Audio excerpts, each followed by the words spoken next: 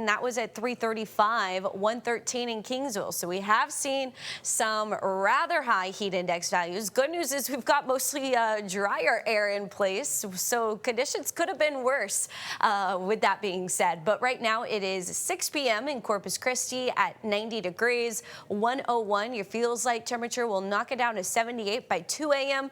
with 85 as your feels like. Overnight, we're going to be muggy and breezy, but not too muggy. We'll be about 74 degrees overnight. So tomorrow, though, be ready for a high around 99. We're going to be mostly sunny, and our heat index values could get up to 112. So heat stress is going to be out there this week. If your kids are getting ready for practice coming up, as the school year is getting started, make sure you're getting them acclimated to the heat and try to avoid the hottest time of day, though, and really make sure everyone is hydrating.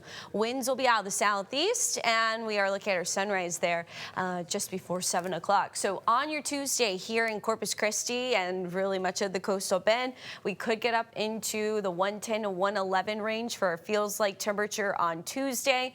Wind overall fairly light out of the southeast, so there's not a lot of mixing going on, and we're going to have a ton of sunshine, which is why our temperatures are going up. And that's thanks to high pressure. But what we are tracking in the tropics is that high pressure moving north, and this trough that I mentioned last week, it's not looking quite as strong. However, there's still going to be some wind shear where some of this energy is pulled north and some of this energy is pulled south along the ridge of this high pressure. So by Wednesday, we should know if shear is pulling our tropical depression or possible tropical storm apart. We'll know by Wednesday how strong or weak it will be as it makes its way toward the Texas coast. Now, this scenario with the energy being pulled away from that system, that's going to bring us a chance, a little bit of a better shot for rain than if that system stays organized and tracks toward Houston, like the forecast cone is saying. But that energy rides the edge of the high, as I mentioned, bringing us that low chance of rain as early as Wednesday night, and that will be with us through Friday. But overall, that high pressure is the reason our temperatures are so hot.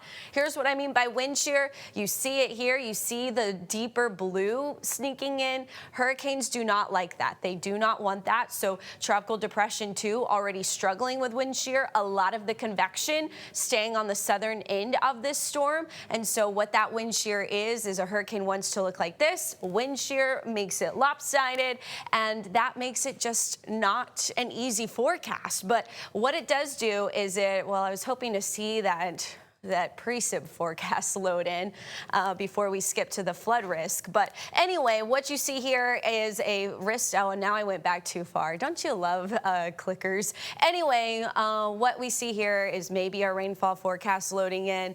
Then what you're going to notice is that flood risk shifts a little bit more west through Wednesday. Louisiana, southern Louisiana especially, is going to have the greatest risk of flooding and storm surge. Meanwhile, along the Texas coast, between Corpus Christi and Houston, we do have a marginal risk of flooding on Thursday. Now, waves are going to pick up as well. Right now, I don't see our period looking great, so it still looks pretty choppy out there in the Gulf, but that rip current risk is going to be elevated as we look ahead to Thursday. Thursday is our day where